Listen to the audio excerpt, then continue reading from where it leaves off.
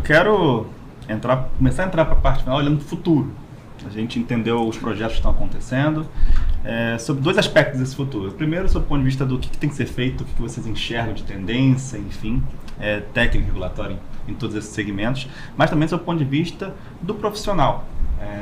Quem está nos ouvindo, quem está na indústria ou quem está fora dessa indústria, precisa enxergar. Enfim, então eu quero começar com como vocês enxergam de tendências futuras, técnicas, e o que precisa ser feito nos próximos anos aí para ter um avanço. Então eu queria ouvir de todos vocês um pouquinho como vocês enxergam isso, tendências, técnicas regulatórias nos próximos anos e o que tem que ser feito, né, do ponto de vista até de integração. A gente já falou um pouquinho sobre isso, né, integração entre diferentes setores, segmentos, atores dentro desse processo, desde governo, indústria, academia. Então eu queria ouvir um pouquinho de vocês. Então pode começar, Isabela, novamente, Tá o que você enxerga dos próximos anos aí da CCS? Eu acho que a gente tem um gargalo regulatório importante, todo mundo está nessa mesa, está preocupado com isso, que deve, se tudo der certo, se resolver nesse ano e no próximo ano. Então, de regulação e de desenvolvimento dos termos de referência dos licenciamentos ambientais. A gente espera que tenha um cenário mais bem desenhado sobre o preço do carbono, porque no fim do dia é o que vai amparar os modelos para saber se fecha a conta no final.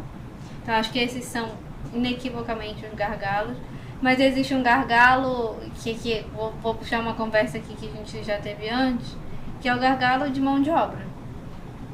Recursos humanos será, se todos esses projetos que a gente está conversando aqui saírem e tiverem decisão final de investimento, não tem gente hoje no Brasil para trabalhar em todos esses projetos.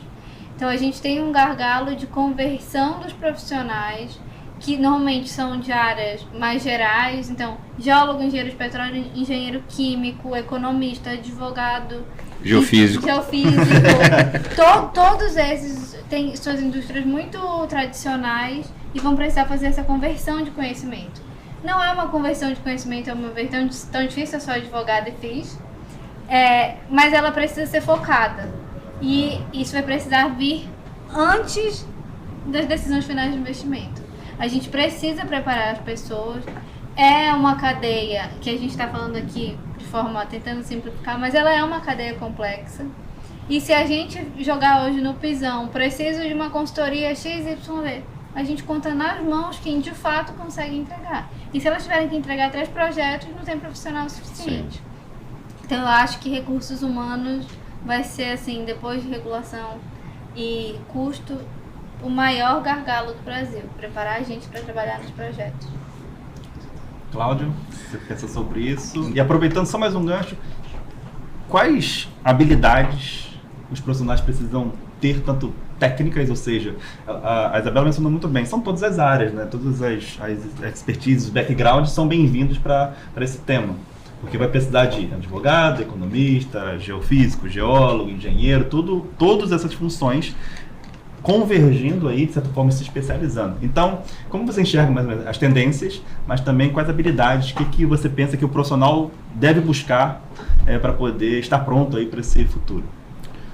Luciano, quando eu comecei a trabalhar com CCS tem um pouco menos de 3 anos, assim, especificamente com projetos novos de CCS, né? Obviamente eu já olhava um pouco disso lá para o projeto de pré-sal, a captura, mas focado no negócio CCS na companhia tem uns 3 anos. Quando eu comecei, praticamente estava um pouco sozinho ali na companhia, estava começando uma nova área, mas assim que a gente criou o setor, choveu mensagem na minha caixinha lá. Tem pessoas interessadas, né, em trabalhar. Olha, eu sempre gostei desse assunto, eu acho que isso é o futuro.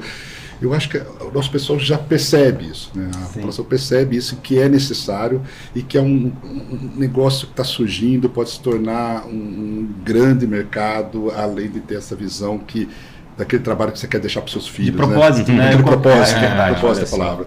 E é bacana, você está fazendo algo que está começando agora, que vai ser importante lá na frente, você vai deixar esse legado, né? Então, e qual a competência, né? São as competências, como a Isabela falou, competências que já estão no nosso meio ali, né? Então, imagina, é um setor que junta geociência com engenharia, 2 grandes áreas de formação acadêmica do Petrobras. Toda essa parte de direito, de administração, que a gente vai ter que criar contratos. Como que a gente vai criar um novo negócio, cobrar, de alguma forma, cobrar para armazenar, para transportar, capturar?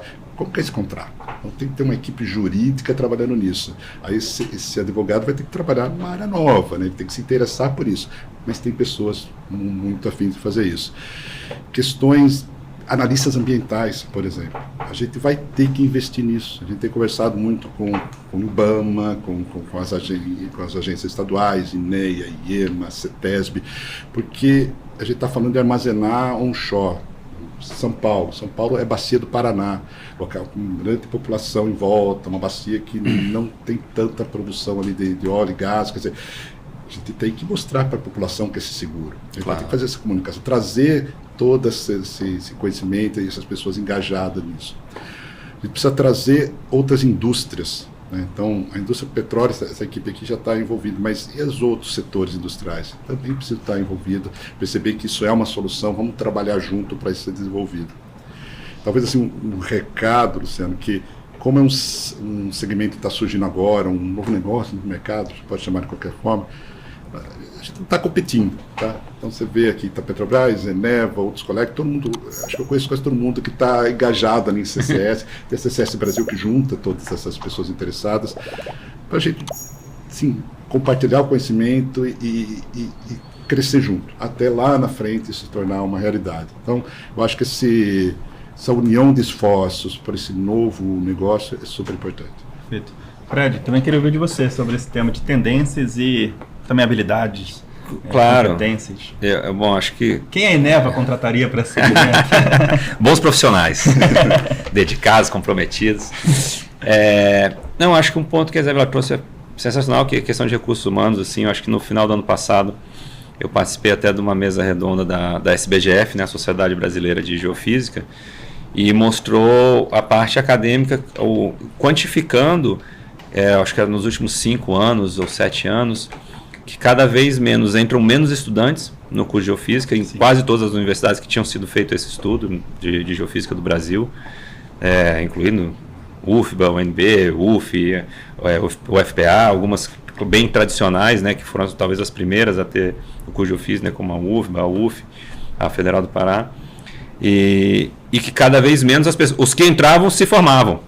Então, assim, uma quantidade, uma informação preocupante, assim, e que eu acho que se espelha em outros cursos. Então, os cursos de geologia antigamente nunca foram super concorridos, mas hoje em dia tem vaga sobrando. Tem um vestibular lá com 30 vagas, entram 15, entram 20. Então, assim, realmente é um desafio geracional que as pessoas se interessem e encarem fazer um curso de engenharia também, que é complexo, é trabalhoso. Às vezes são cursos de 4 anos ou até mesmo de 5 por grade curricular.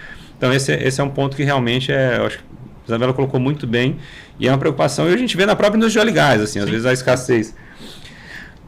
Associado a isso, a formação fora da faculdade. Depois que essas pessoas se graduam, como que é a qualificação? Então acho que um papel grande das associações, né, o CCS Brasil, a SBGF, a BGP, que foi comentado, é a gente se estruturar e se unir, a SPE, né, também, que é de Sociedade de Engenheiros de Petróleo, da gente se juntar e organizar uma série de treinamentos para essas pessoas que ainda não estão na Petrobras, na Eneva ou numa outra operadora que provê treinamentos na empresa de serviço. Então a gente dá a oportunidade como associação para qualificar essas pessoas, porque mesmo depois de formada ainda falta algumas qualificações específicas. Eu acho que isso é uma coisa que as associações têm muito a contribuir, né? Então eu acho que isso é um ponto legal.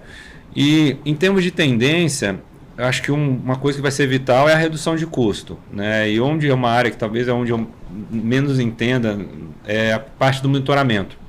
Então, a questão do monitoramento é algo que a gente tem que evoluir muito em como reduzir os custos do monitoramento, porque o que a gente vê em algumas regulamentações propostas ou mesmo vigentes são monitoramentos por 50 anos, por 100 anos, ou seja, a pessoa que começou aquele projeto talvez não vai nem estar viva quando acabar o projeto. Então, assim, como é que você estabelece um monitoramento de 100 anos no projeto? Depois que finalizou a injeção, né? Exatamente. Então, assim, é quase que surreal. Então, calma aí, eu tenho um projeto que eu tenho que ter um fluxo de caixa aqui, que eu vou colocar dinheiro nele pelos próximos 100 anos, como é que isso se paga? E como reduzir, né, os custos das tecnologias de monitoramento? sensores de fibra ótica, sensores permanentes, sensores de qualidade de ar, da água, do solo. Então, assim, isso, a parte de monitoramento, eu acho que é uma coisa que hoje muito se usa a Císica 4D. Né? Hoje, muito do onshore, a gente mesmo praticamente não trabalha com Císica 3D nas bacias que a gente trabalha, por conta do tamanho das bacias.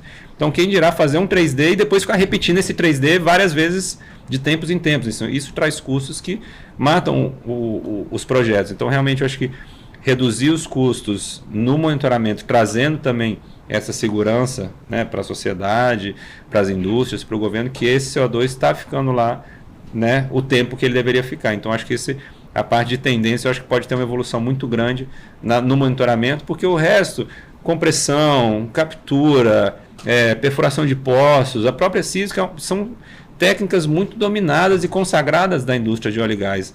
Agora, o monitoramento de longo prazo, a baixo custo, não é tão comum assim. Então, acho que isso é uma... conversa com a regulação também. Exatamente. A regulação tem que definir esses prazos e por que esses prazos. Exato, uma coisa um pouco mais razoável, né? Uma razoabilidade de por que esse prazo. E aí, trazer isso para uma realidade, como você falou, né? Depois que acabou a injeção, né? Acabou a receita. Acabou. Mas eu acho que é isso. Eu vejo essa parte do monitoramento como uma grande tendência e onde tem muito margem para evolução de tecnologia.